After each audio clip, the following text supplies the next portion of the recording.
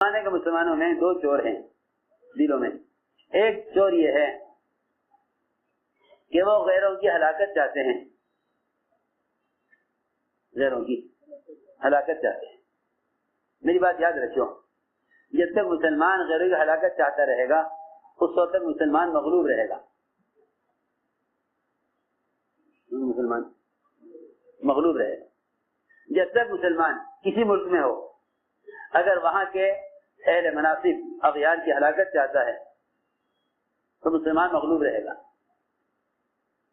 کیوں چاہتا ہے ہلاکت مسلمان؟ وہ اسے ہلاکت چاہتا ہے کہ ان کی وجہ سے مسلمان کی خواہش کے نقشے ٹوٹ رہے ہیں. میں کس طرح سمجھاؤں؟ مسلمان اللہ کے احکام خود توڑ رہا ہے. جو حالات مسلمان کے احکام کو توڑنے کی وجہ سے آ رہے ہیں, اللہ ان نقشوں کے توڑنے میں غیروں کو استعمال کر رہے ہیں. تو مسلمان یہ سمجھ رہا کہ ہمارے نقشے غیر توڑ رہے, ہمارے نقشے غیر توڑ رہے ہیں. بات ساری یہ ہے, مسلمان پر جو حالات آ رہے ہیں احکام توڑنے کی وجہ سے, اللہ ان حالات چلانے میں غیروں کو استعمال کر رہے. کہیں کرنسی بند ہو گئی, کہیں ٹیکس لگ گئے, کہیں اور مشکلات پیدا کر دی, کہیں شریعت کے مسائل میں مداخلت کر دی. تو حل سمجھتے تھے پہلے مسلمان اسلام کو بگاڑے گا, پھر غیر اسلام کو مٹاویں گے, کیونکہ بگڑا ہوا اسلام ملتا ہے, بگڑا ہوا اسلام ملتا ہے, بگڑا ہوا اسلام مٹایا جاتا ہے. اس زمانے میں مسلمان غیروں کی ہلاکت کا جذبہ رکھتے ہوئے ہیں. بعض وہ ہیں جو کہتے ہیں کہ بھئی ہمارے دین کے خلاف فلاں بات, فلاں قانون پاس ہو گیا, اسے ہلاکت چاہتے ہیں. اکثریت مسلمانوں کی وہ ہے جو ان سے انتقام چاہتے ہیں اپنے خواہش کے نقشوں پہ ٹوٹنے کی وجہ سے. میری بات یاد رکھو, صحابہ کرام غیروں پر غالب اس لیے آئے کہ ایک تو ان کے طریقوں سے بچے, کیونکہ اللہ تعالیٰ طریق رحمت کرے. حضرت مولانا ابو الحسن ندوی رحمۃ اللہ علیہ ایک دفعہ بیان فرمایا حضرت نے, اور یہ بیان فرمایا کہ مسلمان کی امتیازی شان, مسلمان کی امتیازی شان وہ محض تقوی پر ہے. محض اللہ نے شرط لگائی ہے قرآن میں, ان تتقوا اللہ یجعل لکم فرقانا,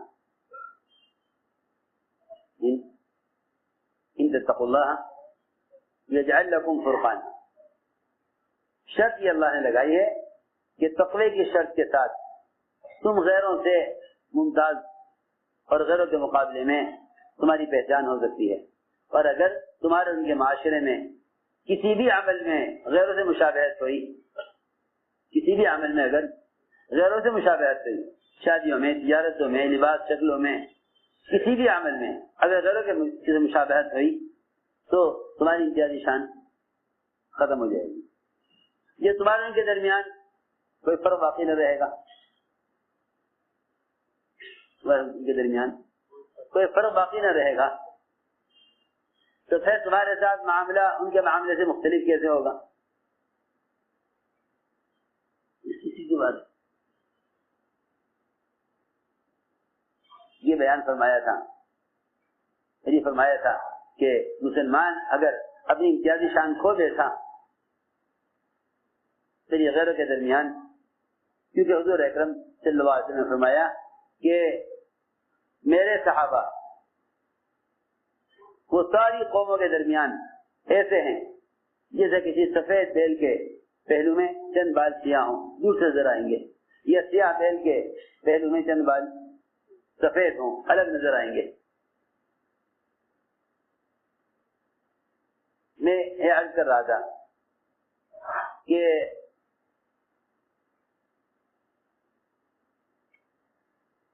مسلمانوں کے دلوں میں اپنے خواہش کے نقشوں کو ڈھونڈنے کی وجہ سے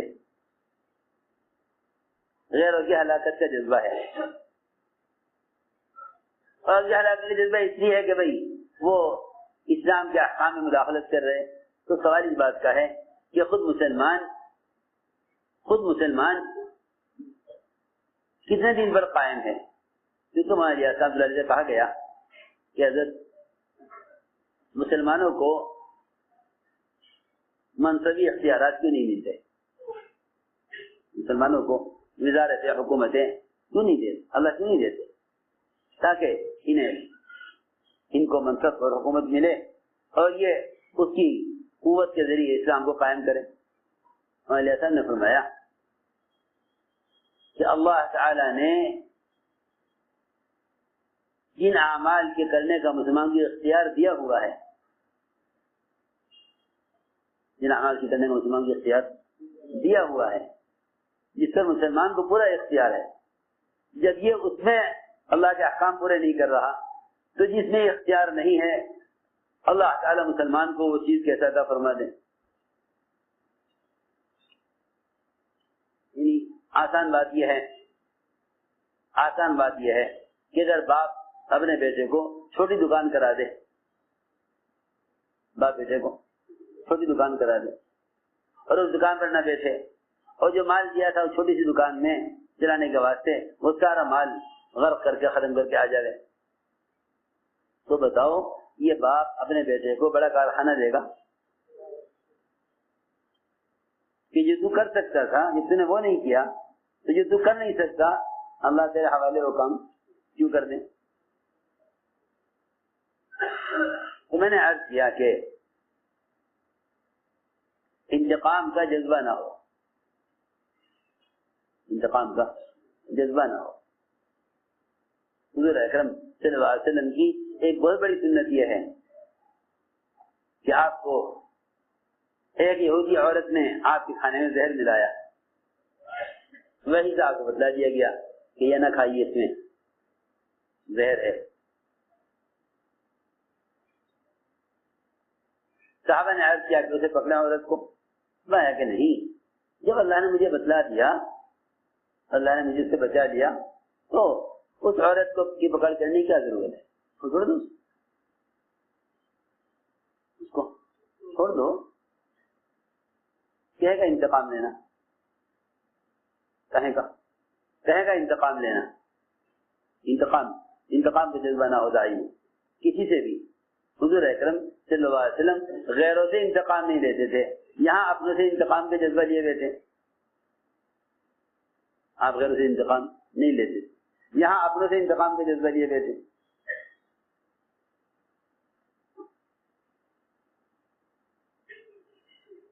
اس لیے کہ جو ترقی اور تربیت صبر سے ہوتی ہے وہ بدلہ لینے سے کبھی نہیں ہوتی. بدلہ لینا نفس کا تقاضا ہوتا ہے، بدلہ لینا نفس کا تقاضا ہے، اور صبر کرنا اللہ اکبر کہ صبر کرنا روح کا تقاضا ہے. صبر کرنا روح کا تقاضا ہے. جی ہاں، روح کے سارے تقاضے پاکیزہ ہوتے ہیں، نفس کے سارے تقاضے وہ برے تقاضے ہوتے ہیں. نفس تعلی، کبر، انتقام اس کو چاہے گا اور روح صبر چاہے گی. جو تربیت ترقی صبر سے ہوتی ہے وہ کسی اور چیز سے نہیں ہوتی.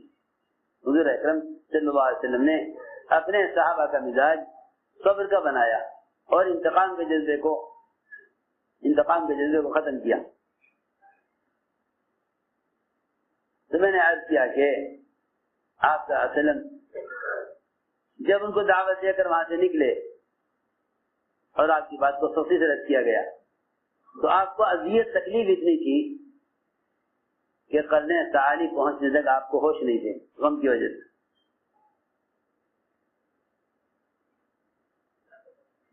قرن تعالی تک آپ پہنچے، آپ کو غم کی وجہ سے ہوش نہیں تھا. جیسے کسی آدمی کو کسی حادثے کی خبر سنائی جائے تو وہ اس حادثے کی خبر سے ہوش کھو دیتا ہے، یہ حال آپ کا تھا. وہاں پہنچے قرن تعالی پر تو ایک دھماکہ ہوا، اس سے آپ متوجہ ہوئے، کہیں کا دھماکہ ہے. معلوم ہوا کہ جبرائیل آسمان سے اترے ہیں.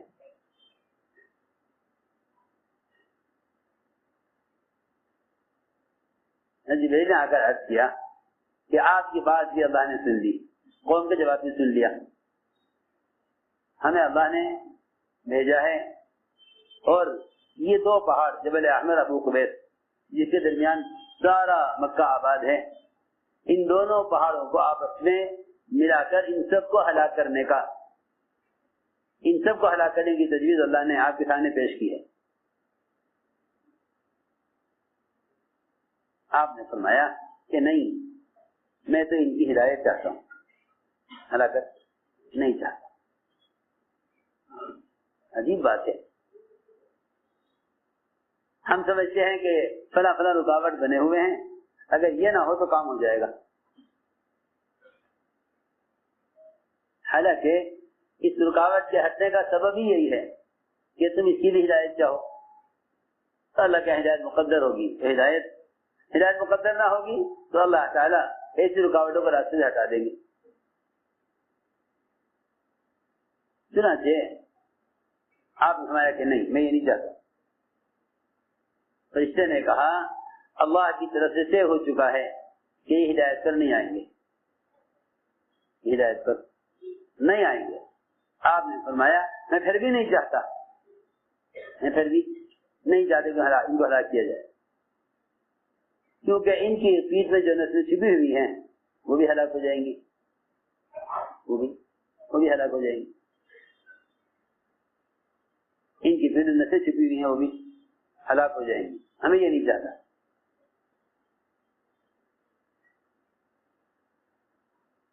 ان کی اولادیں پیدا ہوں گی, میں ان کو دعوت دوں گا. اگر ان کے مقدمے اسلام نہیں تو ان کی اولاد کو دعوت دوں گا. یعنی جو مخلوق ابھی وجود میں نہیں آئی, آپ ان کو دعوت دینے کے لیے ستانے والوں کو باقی رکھنا چاہتے ہیں. یہ ہے داعی کی وسعت قلبی. میں تو عرض کر رہا تھا کہ اللہ کی اتنی بڑی مدد کہ اخشبین دونوں پہاڑوں کو ملا کر انہیں ختم کر دیا جاوے, اتنی غیبی مددیں, یہ غیبی نصرتیں یہ افرائی دعوت کے ساتھ ہیں. آپ صلی اللہ علیہ وسلم کسی انسان کا درجہ اس سے کم نہیں سمجھتے تھے کہ آپ اس کو خود دعوت دیں, آپ اس کو خود دعوت دیں. کیونکہ دو موقع ایسے ہیں جس میں اللہ تعالیٰ اپنے بندے کی طرف خاص توجہ فرماتے ہیں. الذی یراک حین تقوم وتقلبک فی الساجدین. دو موقع ایسے ہیں, ایک دعوت کا, ایک عبادت کا. یہ دو موقع قرآن نے بیان کیے ہیں کہ جب آپ دعوت دیتے ہیں اس وقت, اور جب آپ صحابہ کے ساتھ عبادت میں ہوتے ہیں اس وقت اللہ تعالیٰ آپ کی طرف خاص توجہ فرماتے ہیں. تو ہم نے عرض کیا کہ اللہ تعالیٰ کی غیبی نصرتیں وہ اسرائی دعوت کے ساتھ ہیں. اللہ کی غیبی نصرتیں اسرائی دعوت کے ساتھ ہیں, کیونکہ اللہ تعالیٰ نے دعوت میں یقین اور ماحول کی تبدیلی رکھی ہے. یقین اور ماحول کی تبدیلی رکھی ہے. یقین اور ماحول کی تبدیلی رکھی ہے. اور آپ نے ہر فرد کو محنت کے رخ پر ڈالا. طفیل بن عمرو دوسی رضی اللہ تعالیٰ عنہ,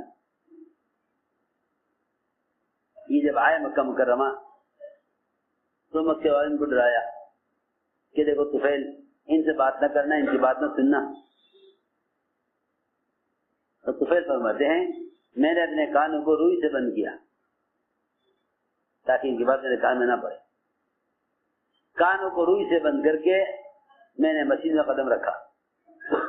جو ہی مسجد میں قدم رکھا اندر سے میرے دل نے کہا ان کی بات سننی چاہیے. پڑھا لکھا آدمی ہوں, اچھے برے کلام سے واقف ہوں. فرماتے میں نے کانوں سے روئی نکالی اور آپ کی بات سنی اور اسلام قبول کیا. اسلام قبول کیا. سنو غور سے, اسلام قبول کر کے مجھے خیال آیا کہ میری اپنی قوم میں بہت چلتی ہے. اپنی قوم میں میری بہت چلتی ہے, میری بات کو کوئی انکار نہیں کر سکتا. یہ کہیں کہ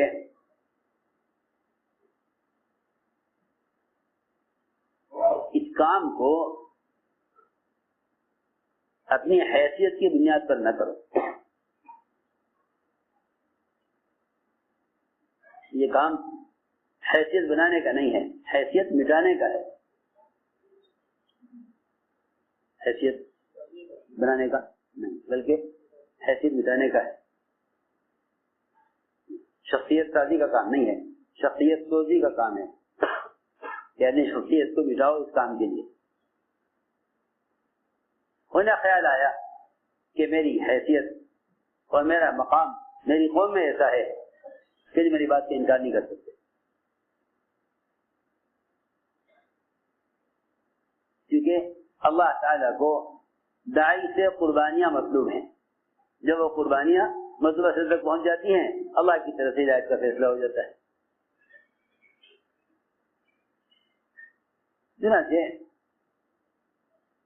یہ اپنی حیثیت کو کے بارے میں انہوں نے کہا کہ یا رسول اللہ میری اپنی قوم میں چلتی ہے، میں ان کو دعوت دوں گا تو میری بات کا انکار نہیں کریں گے، میری بات کا انکار نہیں کریں گے. چنانچہ گئے قوم کو دعوت دینے کے لیے. جب جانے لگے تو عرض کیا آج کی خدمت میں کہ مجھے کوئی کرامت بھی چاہیے. کوئی کرامت. آج کل لوگ اس کوشش میں ہوتے ہیں کہ مجھ سے کوئی ایسی کرامت یہ ظاہر کے خلاف مجھ سے کوئی ایسی چیز مجھ سے ظاہر ہو جائے کہ لوگ اس کی وجہ سے مجھ سے متاثر ہو جائیں. لیکن یہ وہ چیزیں ہیں جو موضوع محنت اور موضوع دعوت نہیں ہے. نبی کا موضوع محنت ہے، نبی کا موضوع محنت ہے. معجزات ثبوت نبوت کے لیے ہیں، موضوع نبوت نہیں ہے. اس طرح کرامات بھی ثبوت ولایت کے لیے ہیں، موضوع ولایت کرامات نہیں ہے. موضوع ولایت جو ہے اتباع سنت ہے، موضوع ولایت اتباع سنت ہے. کرامات موضوع ولایت نہیں اور معجزات موضوع نبوت نہیں.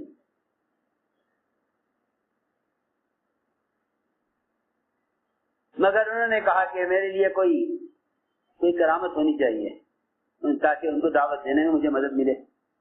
آپ نے دعا کی اللہم اجعل لہ آیتن، اے اللہ تو اس کے لیے کوئی نشانی کوئی کرامت ظاہر کر دے. روایت میں ہے کہ ان کی دونوں آنکھوں کے درمیان ایک روشنی پیدا ہو گئی.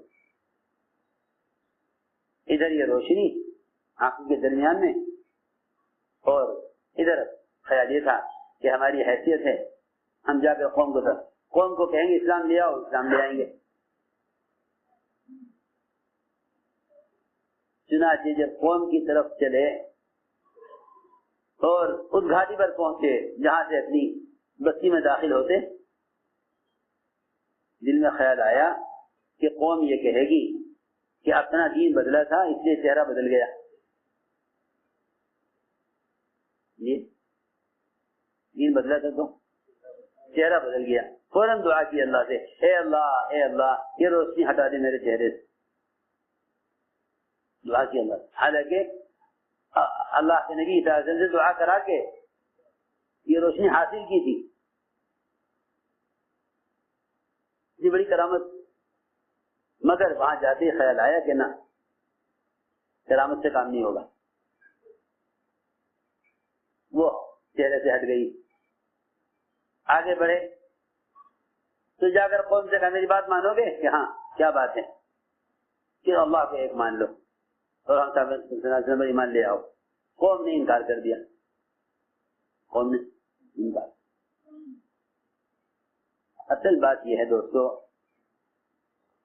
اصل میں کام مسلسل محنت کا ہے. کام مسلسل محنت کا ہے. کام مسلسل محنت کا ہے. ایک گشت کر کے 2 گشت کر کے پوچھتے ہیں کہ دوسرا گشت کب تک کریں.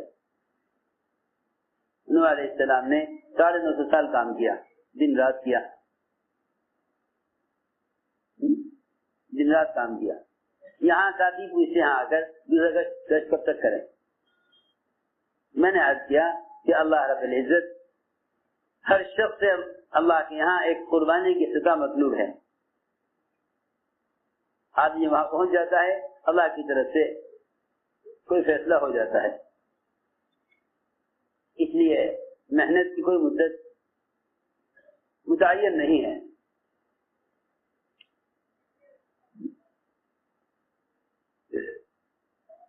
یہ گھبرا گئے قوم کے انکار کرنے سے، آ کر کہا کہ آپ دعا کر دیجئے میری قوم کے لیے، وہ تو اسلام قبول نہیں کر رہے ہیں.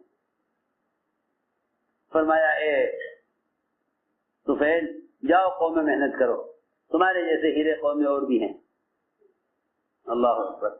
جس قوم کے لیے دعا کرانے کے لیے آئے تھے اسی قوم میں سے امام المحدثین ابو ہریرہ نکلے. جی دوسی حضرت فرمایا کرتے تھے کہ اس دوسی غلام نے جتنا علم حاصل کر لیا ہم اتنا علم حاصل نہ کر سکے، ہمیں بازار کی مشغولی نے علم سے مشغول کر دیا.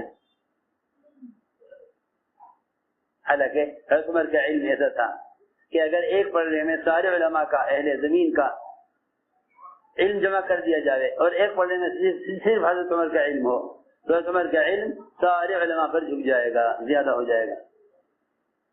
پھر یہ کہتے تھے کہ اس دوسرے غلام نے اپنے آپ کو علم کے لیے فارغ کر کے ہم سے کہیں زیادہ علم حاصل کر لیا. تو یہ دوسری غلام اس قوم میں سے تھے جس قوم کی ہلاکت کے لیے بدعا کرانے کے بعد شاید طفیل فرمایا جاؤ قوم میں محنت کرو، جاؤ قوم میں محنت کرو. تو میں نے عرض کیا کہ کرامت تو یوں ہٹ گئی، حیثیت یوں کام نہ آئی. پھر جا کر محنت کی، پھر جا کر محنت کی، مسلسل محنت کرتے رہے، یہاں تک کہ روایت میں ہے کہ غزوہ خندق بھی ہو گیا، احد بھی ہو گیا، بدر بھی ہو گیا.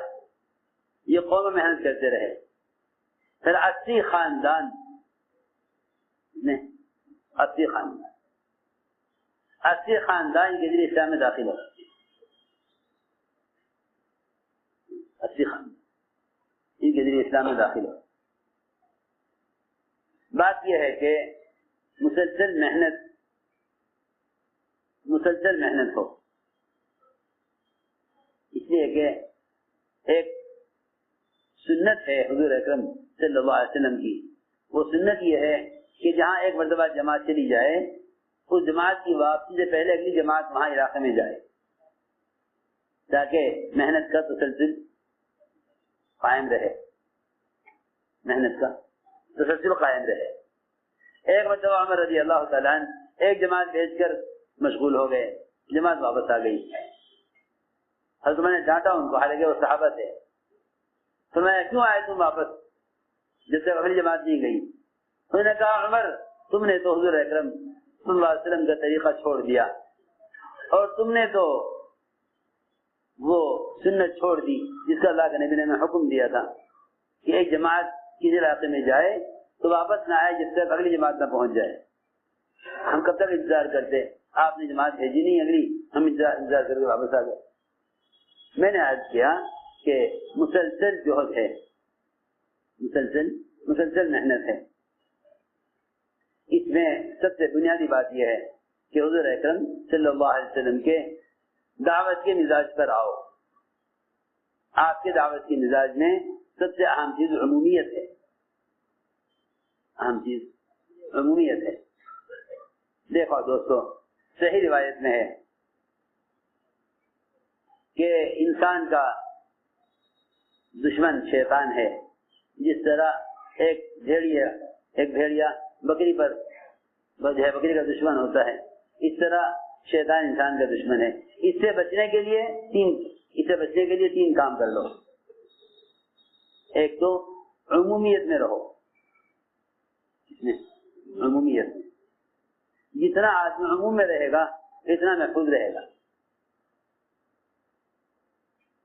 فرمایا ابواب الامراء مواقف الفتن،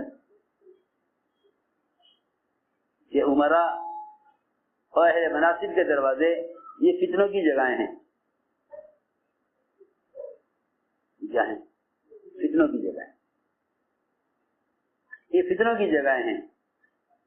عموم میں رہو. کہاں رہو؟ عموم میں رہو. حضور اکرم صلی اللہ علیہ وسلم کی دعا ہے اللہم احینی مسکینا وامیتنی مسکینا واحشرنی فی زمرۃ المساکین. حیات، ممات اور حشر میں اٹھنا، ان سب کو آپ مساکین کے ساتھ جاتے ہیں. ان سب کو آپ مساکین کے ساتھ جاتے ہیں. میں نے عرض کیا ہے روایت میں 3 باتیں عجیب فرمائی کہ فتنوں سے بچنے کے لیے 3 کام کر لو. ایک تو عموم میں رہو، اور ایک جماعت کے ساتھ چمٹ کر رہو. جماعت سے جدا مت ہو. جماعت سے جدا مت ہو، جماعت کے ساتھ چمٹ کر رہو. اور تیسری بات یہ فرمائی کہ اپنے آپ کو مسجد کا پابند بنا لو. صحیح حدیث ہے کہ اگر ایسا کرو گے، 3 کام کر لو گے، عموم میں رہو اور جماعت کے ساتھ چمٹ کر رہو اور مسجد والا بند کر رہو، تو تم فتنوں سے محفوظ رہو گے. اور واقعی اندازہ ہوا کہ جو لوگ ان انفرادی دعوت اسلام کو مشغول نہیں رکھتے وہ کسی فتنے کا شکار ہو جاتے ہیں.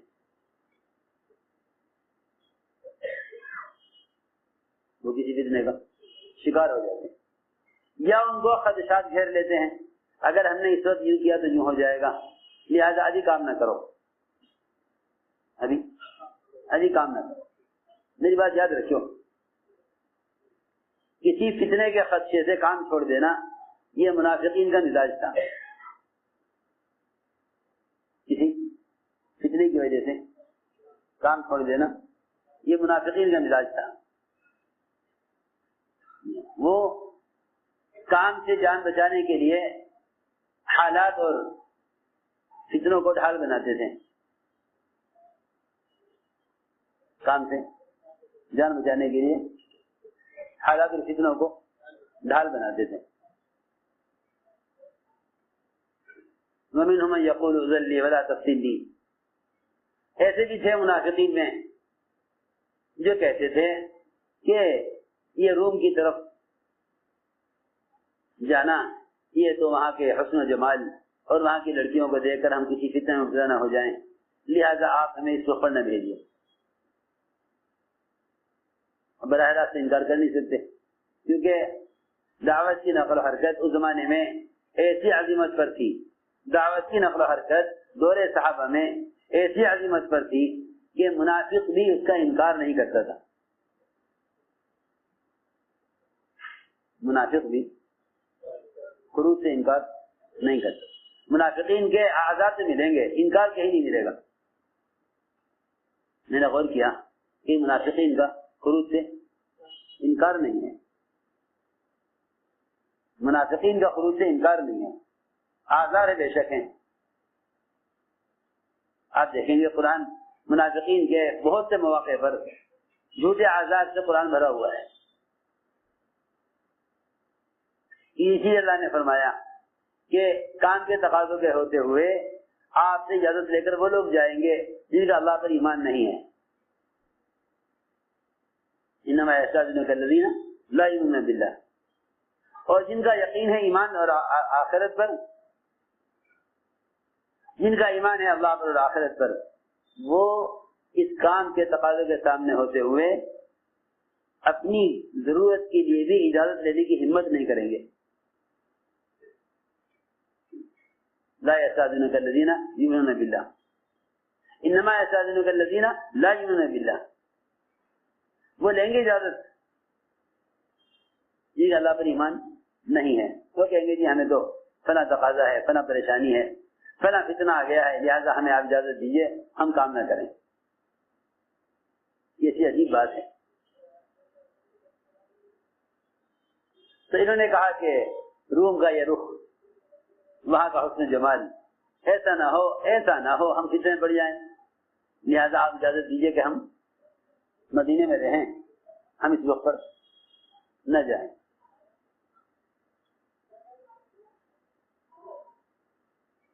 اللہ تعالیٰ نے فرمایا الا فی الفتنۃ سقطوا، ارے غور سے سنو، ارے غور سے سنو، یہ تو فتنے میں پڑ گئے، یہ تو فتنے میں پڑ گئے۔ جنہوں نے کسی فتنے کی وجہ سے کام چھوڑ دیا وہ خود فتنے میں پڑ گئے۔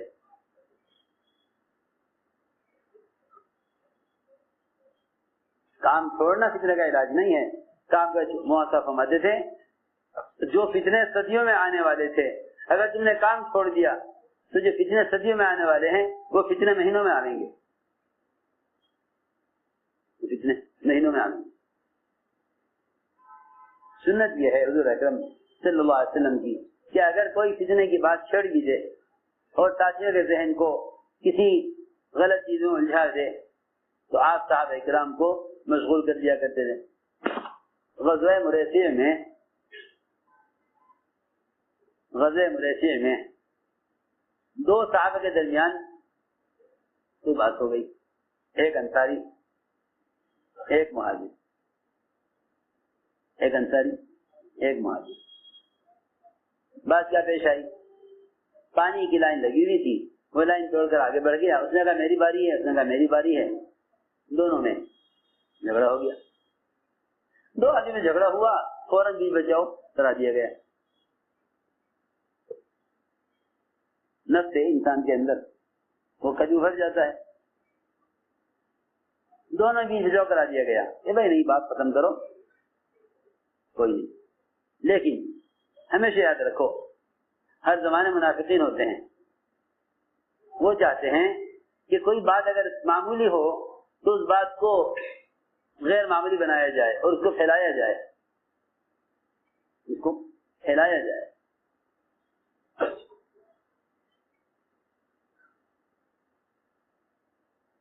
قرآن نے بیان کیا ہے کہ منافقین کا کام یہ تھا کہ انہیں کوئی چھوٹی سی بات بھی معلوم ہو جاتی ایمان والوں کی تو اس کو اتنا اچھالتے پھیلاتے تاکہ یہ ان کی کمزوری سامنے آوے۔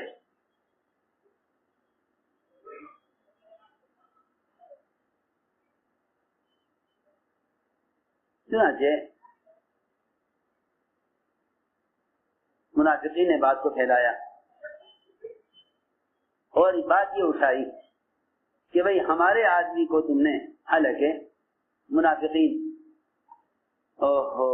اسلام میں تو اپنے آپ کو انصار کے ساتھ نہیں سمجھتے تھے، لیکن قومیت میں اپنے آپ کو انصار کے ساتھ سمجھتے تھے۔ یہ ذرا بات سمجھنے کی ہے جا کر، اللہ مجھے معاف فرمائے۔ اس زمانے میں بھی مسلمانوں کا مزاج یہ ہے کہ جہاں قومیت کا مسئلہ آ جائے گا وہاں ساتھ ہو جائیں گے، اور جہاں دعوت کا مسئلہ آئے گا وہاں الگ ہو جائیں گے۔ دین اور دعوت میں تو الگ، اور قومیت میں ایک۔ قومیت کی وجہ سے اتحاد عصبیت ہے، قومیت کی وجہ سے اتحاد عصبیت ہے، قومیت کی وجہ سے اتحاد ہونا عصبیت ہے، اور دین کی وجہ سے اتحاد ہونا، دین کی وجہ سے اتحاد ہونا یہ اصل حقیقی محبت ہے۔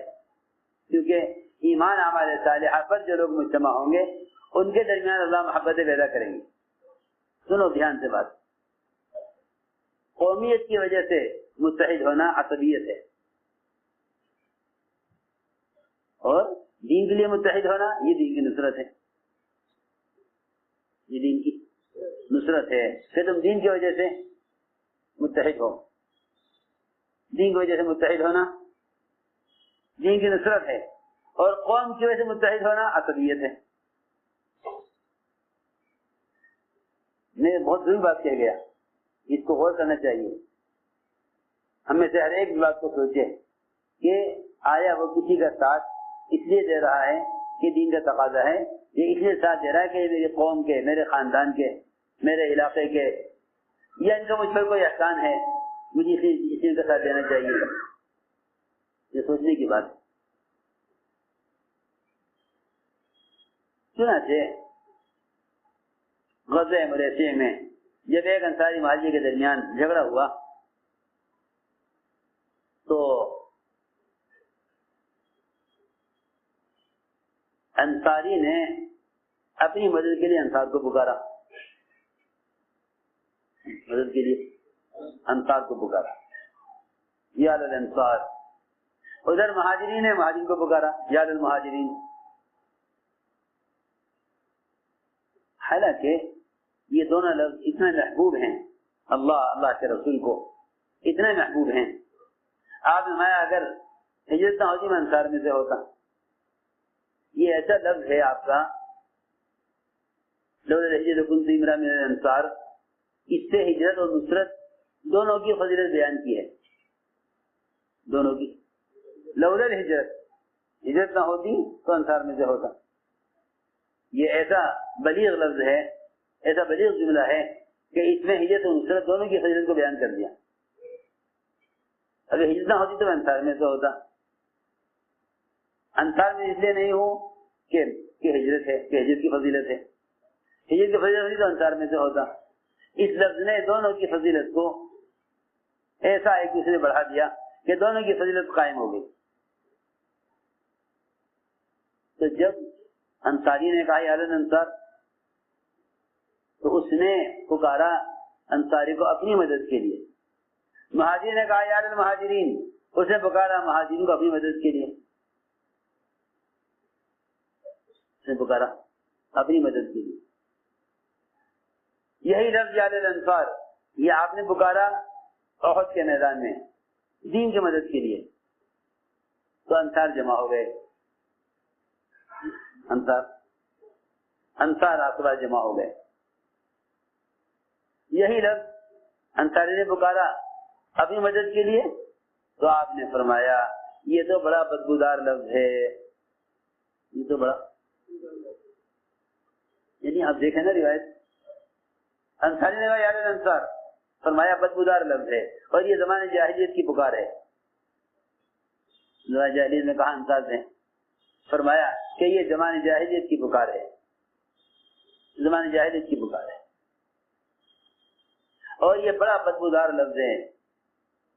معلوم ہوا کہ جب اپنی ذات کے لیے پکارا اپنی مدد کے لیے تو یہ لفظ بدبودار ہو گیا، اور یہی لفظ پکارا گیا دین کی خدمت کے لیے تو یہ لفظ اللہ تعالیٰ کے ہاں محبوب ہو گیا. عجیب واقعات ہیں یہ. اس سے ہمیں اصول ملتے ہیں کہ ہم ایک دوسرے کی مدد، ایک دوسرے کا ساتھ کس بنیاد پر دیں. اگر دین کے لیے حمایت کرو گے تو امت مجتمع رہے گی، اور اگر کسی کی ذات کے لیے حمایت کرو گے تو گروپ بنیں گے. بھائی آپ کس کے ساتھ ہیں؟ ہم ان کے ساتھ، ہم ان کے ساتھ ہیں. کیوں کہ ہمارا ذاتی تعلق ان سے ہے. نماز ایک ایسا فریضہ ہے جس میں سارے تعلقات کو منقطع کر کے اللہ کے سامنے سب کو ایک صف میں جمع ہونا ہے. یہ کہہ نہیں سکتے کہ یہ مسجد آپ کی ہے، مسجد ہماری ہے. جب مسجد کے اندر کی صفیں نہیں تقسیم ہو سکتی، مسجد کے اندر کی صفیں نہیں تقسیم ہو سکتی تو مسجد تقسیم ہو سکتی؟ بولو تو مسجد کے اندر کی صفیں تقسیم نہیں ہو سکتی. صف اول کی فضیلت ایسی بتائی سب کو کہ ایک فقیر، ایک غریب، مالدار، ایک عالم، ایک جاہل، ہر ایک کے لیے صف اول کی فضیلت. آپ نے فرمایا اگر تم جان لو صف اول میں کیا ہے تو تم آپس میں ایک دوسرے کا مقابلہ کرو اور ایک دوسرے سے لڑو صف اول میں پہنچنے کے لیے. تمہارے درمیان تلواریں چلیں کہیں کے لیے؟ صف اول میں جگہ لینے کے لیے. اگر جان لو تو صف اول میں کیا ہے، کیا مقصد تھا اس سے؟ اس کا مقصد یہ تھا کہ اللہ تعالی کے سامنے دعوت اور عبادت میں بلا تفریق جمع ہو جاؤ، بلا تفریق جمع ہو جاؤ. دعوت اور عبادت یہ دو ایسے کام ہیں کہ جس میں امت سے بلا تفریق جمع ہونا چاہیے. ہم تجارت فلاں سے کرتے ہیں، فلاں کے ساتھ نہیں کرتے، تمہیں اختیار ہے. ہم شادی فلاں قبیلے میں کرتے ہیں، فلاں قبیلے میں نہیں کرتے، تمہیں اختیار ہے. ہم سبب فلاں کے ساتھ کرتے ہیں، فلاں کے ساتھ نہیں کرتے، تمہیں اختیار ہے.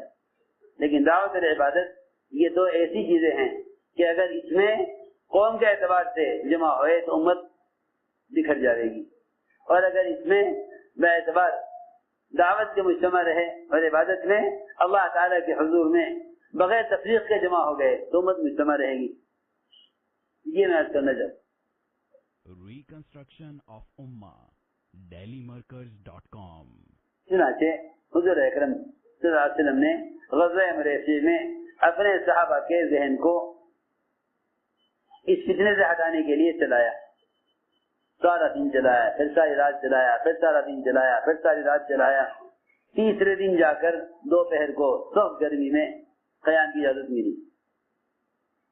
صحابہ اتنے تھک گئے تھے کہ اونٹ سے اترنے کی ہمت نہیں تھی، ایسے بدن شل ہو گئے تھکان سے کہ صحابہ اونٹ سے اترنے کی ہمت نہیں تھی۔ صحابہ ریت پر اونٹوں سے گرے اور گرم ریت پر لیٹ کر سو گئے۔ گرم ریت، دھوپ کا وقت، گرم ریت پر لیٹ کر سو گئے، اتنے تھکے ہوئے تھے کہ اونٹ سے اترنے کی ہمت نہیں تھی۔ روایت میں ہے اونٹوں سے گرے نیچے اور ریت پر لیٹ کر سو گئے۔ آپ نے اس لیے کیا تاکہ جو بات ہمارا موضوع نہیں ہے اس سے اپنے صحابہ کے ذہن کو ہٹانا ہے۔ یہ ہمیں اصول ملا کہ جب تم دیکھو کہ کوئی بات کام کے موضوع سے ہٹ کر آ گئی ہے تو تم اپنے کام کی مشغولی کو بڑھا دو۔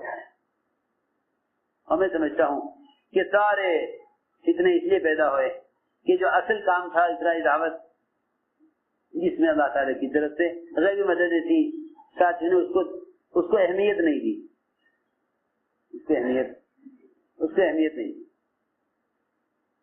غیر اہم کیا بلکہ جو چیز موضوعی نہیں ہے ہمارا اس کو تو اہمیت دے دی، اور جو اصل کام تھا اس کو چھوڑ دیا، اس کو چھوڑ دیا۔ تو ساری بات کا خلاصہ یہ ہے کہ اللہ تعالیٰ کی غیبی نصرتیں وہ عیسائی دعوت کے ساتھ ہیں، غیبی نصرتیں عیسائی دعوت کے ساتھ۔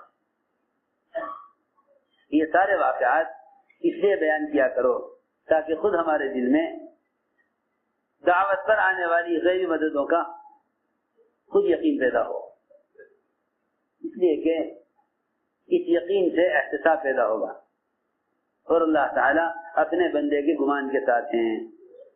تم جیسا اللہ سے گمان کرو گے اللہ تمہارے ساتھ ویسا ہی معاملہ کریں گے۔ اللہ کے ساتھ جیسا گمان ہوگا ویسا ہی اللہ کی طرف سے ایسا ہی معاملہ ہوگا۔ اس لیے اس کام میں آگے بڑھنے کے لیے ہر ایک کے پاس ہر ایک کے لیے میدان محنت ہے۔ کسی کا آگے بڑھنا پیچھے ہٹنا کسی کی ذات پر موقوف نہیں ہے۔ لوگ شکایت کرتے ہیں انہوں نے ہمیں پیچھے کر دیا، لوگ شکایت کرتے ہیں انہوں نے فلاں کو آگے بڑھا دیا، فلاں کو آگے بڑھا دیا، اور شکایت کرتے ہیں کہ فلاں کو پیچھے کر دیا۔ ہائے، تم کوئی جنازے ہو کہ تمہیں کوئی آگے بڑھا دے تمہیں کوئی پیچھے ہٹا دے؟ وہ تو جنازے کے بارے میں ہے کہ جنازہ کہتا ہے قدمونی قدمونی، مجھے آگے بڑھاؤ مجھے آگے بڑھاؤ۔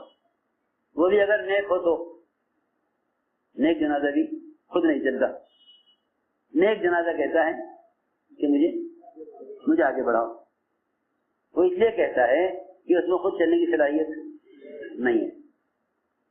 ہاں، چلنے کی صلاحیت نہیں ہے۔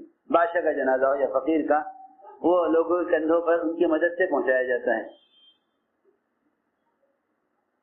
کسی کا بھی جنازہ ہو کہ وہ لوگوں کے سہارے سے چلتا ہے۔ اس لیے لوگوں کے سہارے سے چلنا یہ اپنے اندر چلنے کی استعداد نہ ہونے کی علامت ہے۔ کیونکہ مخلصین وہ ہوتے ہیں جو کسی کے پوچھے جانے کے منتظر نہیں ہوتے۔ کوئی پوچھے ہمیں، کوئی ہمیں پوچھے، مخلصین وہ نہیں ہوتے جو پوچھے جانے کے منتظر ہوں۔ جی ہاں، اس لیے فرمایا کہ اپنے آپ کو اپنی ذمہ داری کے ساتھ لے کر چلو۔ فرمایا لا تکونوا امعاً، کہ امعاء نہ بنو۔ پوچھا گیا ابن مسعود رضی اللہ تعالیٰ عنہ سے کہ امعاء کیا ہے؟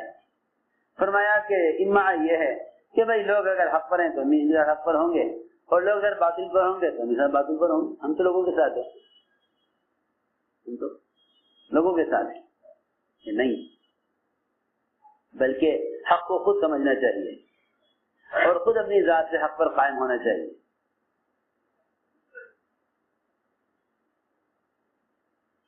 اس لیے اس کام میں آگے بڑھنا ہر آدمی کا اپنا میدان محنت ہے.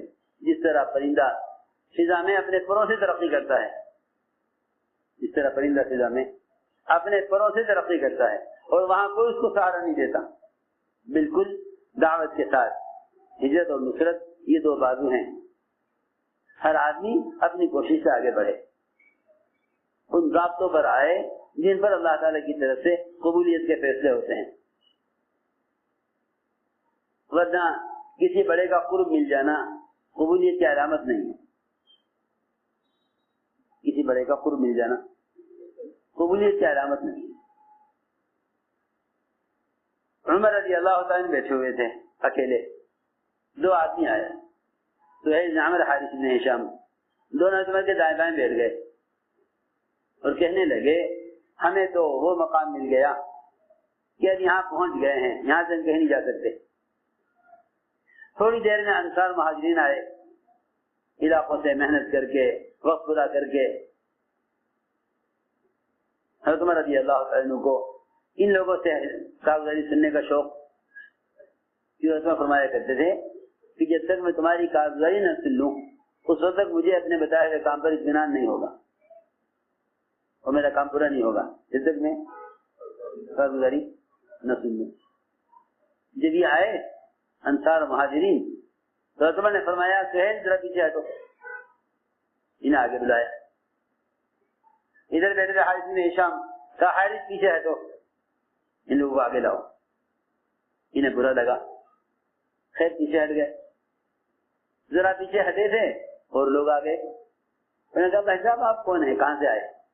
لے کے کام کے میدان میں تو تھے نہیں، نہ خروج میں، نہ گشت میں، نہ ملاقاتوں میں، نہ کام کے تقاضوں میں، کہیں بھی نہیں. تعلق ہے حضرت عمر سے. دیکھو تو صحیح، اس زمانے میں امیر المؤمنین سے تعلق کے باوجود پیچھے ہٹنا پڑا.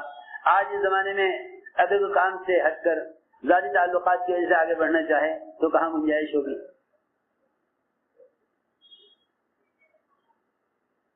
عجیب قصہ ہے.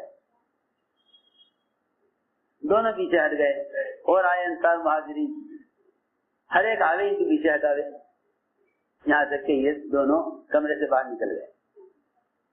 کمرہ خالی ہو گیا، کمرہ بھر گیا ان سے آنے والوں سے. یہ دونوں باہر نکل گئے. باہر نکل کر کہا کہ دوسرے سے دیکھو آج ہمارے ساتھ کیا ہوا، ہم کہاں تھے اور ہم یہاں سے باہر نکال دیے گئے، یہاں سے باہر نکال دیے گئے. لیکن وہ بھی اس زمانے کے لوگ تھے، صاف دل تھے، اپنے آپ کو متہم کرتے تھے، اپنی خطا مانتے تھے کہ غلطی ہماری ہے، غلطی ہماری ہے. تو حدیث میں آیا کلکم خطاؤن، تم سب خطا کار ہو. اس لیے کسی کو کہنے کا حق نہیں ہے کہ ہماری تو غلطی تھی نہیں، غلطی تو ان کی ہے، اس کی گنجائش نہیں ہے، کیونکہ روایت نے فرمایا کلکم خطاؤن، سب خطا کار ہے. دوسرے نے جواب دیا کہ امیر پر اس کے الزام نہیں ہے، یہ نے ہمیں نکالا ہے، اس کا الزام تو ہمارے اپنے اوپر ہے، کیونکہ جو آگے بڑھ گئے وہ میدان میں محنت میں آگے تھے، ہم میدان میں محنت میں آگے نہیں تھے، ہم پیچھے ہٹ گئے. جب تمام لوگ چلے گئے، کمرہ خالی ہوا، پھر یہ دونوں آئے عمر کے پاس. امین ہمارے ساتھ آج کیا ہوا؟ عمر نے فرمایا دیکھو بات یہ ہے کہ دعوت کے تقاضے تو سب پر پیش کیے جاتے ہیں، ان لوگوں نے تقاضے پورے کیے یا آگے بڑھ گئے، تمہیں تقاضے پورے نہیں کیے، تم پیچھے رہ گئے. دونوں نے کہا امین یہ بتائیے ہمارا ان کا ساتھ کیسے ہو سکتا ہے، ہمارا ان کا ساتھ کیسے ہو سکتا ہے؟ حضرت عمر نے فرمایا کہ تم دونوں ابھی فلاں فلاں ملک میں چلے جاؤ اور وہاں کام کرتے رہو یہاں تک کہ اسی ملک میں تم مر جاؤ کام کرتے کرتے، واپس نہ آؤ، واپس نہ آؤ. مجھے امید ہے اگر تم نے ایسا کر لیا تو شاید تمہارا حشر ان کے ساتھ ہو جائے، لیکن دنیا میں تو ساتھ ہو نہیں سکتا، دنیا میں ساتھ نہیں ہو سکتا، کیونکہ یہ سبقت لے گئے، یہ کام میں سبقت لے گئے، تم پیچھے رہ گئے، دنیا میں ساتھ نہیں ہو سکتا. ہاں یہ ہو سکتا ہے کہ تم دونوں فلاں فلاں ملک میں چلے جاؤ وہاں کام کرتے کرتے اس ملک میں دفن ہو جاؤ تو پھر ممکن ہے کہ حشر تمہارا ان کے ساتھ ہو جائے، لیکن دنیا میں ساتھ ہو جائے یہ نہیں ہو سکتا۔ اسے میں نے عرض کیا کہ یہ کام دنیا کا کام نہیں ہے کہ آدمی کسی نہ کسی کے تعلق سے آگے بڑھ جائے، لیکن اس کا اللہ کے درمیان کا معاملہ ہے، اس کے اللہ کے درمیان کا معاملہ ہے، یہ تو اس سے اللہ کے درمیان کا معاملہ ہے۔ اس لیے اپنے آپ کو اللہ کے یہاں قبول کرواؤ۔ قبولیت کے لیے قربانیاں اور قبولیت کے لیے صفات قبولیت یہ اصل ہے۔ سچی بات ہے، پہلے ہمارا اللہ کا تعلق بگڑے گا، پھر ہمارا مخلوق کا تعلق بگڑے گا۔ سارا بگاڑ آپس کا اللہ کی ذات کے ساتھ تعلق کے بگڑنے کی وجہ سے ہے۔ اس لیے ہمیں اپنی محنت کے رخ کو بدلنا چاہیے اور محنت کے سطح میں آگے بڑھنا چاہیے، محنت کے سطح میں آگے بڑھنا چاہیے۔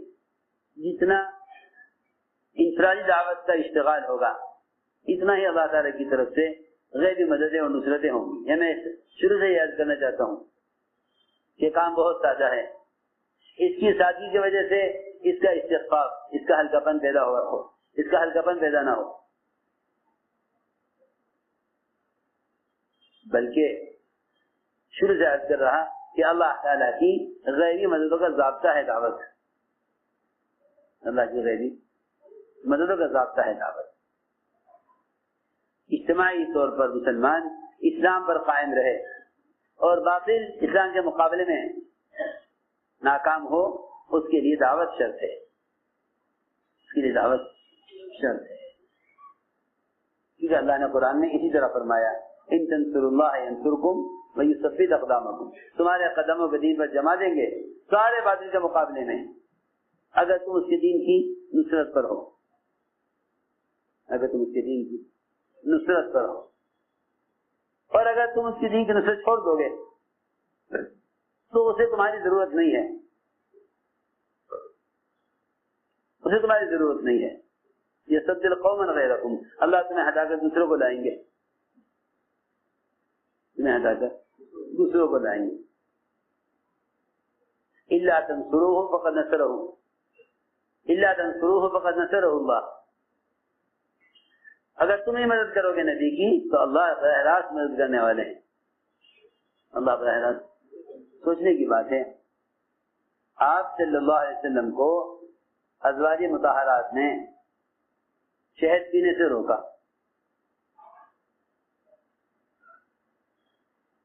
آپ کو ازواج مطہرات نے شہد پینے سے روکنا چاہا حضرت زینب کے یہاں، تاکہ آپ زینب کے یہاں زیادہ تاخیر نہ کریں ہر ایک کو، اور وہی محبت میں روکا، وہ بھی محبت میں روکا۔ عجیب بات ہے، آپ کو شہد پینے سے ازواج مطہرات نے محبت میں روکا کہ آئندہ آپ زینب کے یہاں شہد نہ پیئیں۔ اس کے لیے حضرت حفصہ حضرت عائشہ نے دونوں نے مل کر ایک اسکیم بنائی کہ بھئی آئندہ آپ شہد نہ پیئیں۔ تو اللہ تعالیٰ نے فرمایا کہ اگر یہ دونوں عائشہ اور حفصہ رضی اللہ عنہما یہ آپ کے شہد پینے کے خلاف کوشش کریں تو آپ فکر نہ کریں، کیونکہ اللہ آپ کی مدد کے لیے، اللہ آپ کی مدد کے لیے، اللہ آپ کی مدد کے لیے، اور جبرائیل آپ کی مدد کے لیے، اور سارے ایمان والے آپ کی مدد کے لیے، اور اس کے بعد سارے فرشتے وہ آپ کی مدد کے لیے آپ کے ساتھ۔ اب تو اندازہ کریں آپ، 4 قسمیں اللہ نے مدد کی بیان کی۔ اگر آپ کے شہد پینے کے خلاف آپ کی عائشہ اور حفصہ رضی اللہ عنہما آپ کے شہد پینے کے خلاف کوشش کریں تو پھر اللہ آپ کے مددگار، ان اللہ ہوا مولا و جبرائیل و صالح المؤمنین والملائکۃ بعد ذلک ظہیر. میں سوچی پڑ گیا کہ جب شہد پینا کوئی آپ کی بحثت کا مقصد نہیں، جب اس کے خلاف آپ کی ازواج مطہرات نے آپ کی محبت میں اس کے خلاف کوشش کی، اللہ تعالیٰ کی اتنی مدد آپ کے ساتھ ہو گئی، اللہ کی مدد آپ کے ساتھ، اللہ آپ کے ساتھ، جبرائیل آپ کی مدد کے لیے، اور سارے ایمان والے، سارے فرشتے. تو جس کام کے لیے آپ کو بھیجا گیا ہے، اگر کوئی آپ کے اس کام کی مخالفت کرے تو پھر بتاؤ اللہ کی کتنی بڑی مدد آپ کے ساتھ ہوگی. سوچنا چاہیے. جو آپ کی بحثت کا مقصد نہیں شہد کا پینا، جب اس کے خلاف کوشش میں اللہ کی ایسی مدد آپ کے ساتھ. اس لیے اس زمانے میں لوگوں کا تاثر یہ ہے کہ یہ مدد کے واقعات اس زمانے کے ہیں، حالانکہ صحابہ کی مدد صحابی ہونے کی وجہ سے نہیں ہے، صحابی کی مدد صحابی ہونے کی وجہ سے نہیں ہے، ورنہ بعض روایتوں میں تو ایک مومن کی مدد 10 صحابہ کے بقدر، اور ایک مومن کو اجر 50 صحابہ کے بقدر. آپ فرمایا نا روایت میں، کاش میں اپنے بھائیوں کو دیکھ لیتا، صحابہ نے عرض کیا اولسنا اخوانک، ہم آپ کے بھائی نہیں ہیں؟ میں نہیں، تم تو میرے ساتھی ہو. اس سے عجیب بات ہے. حالانکہ آپ جانتے ہیں کہ بھائی زیادہ قریب ہوتا ہے بنسبت ساتھی کے.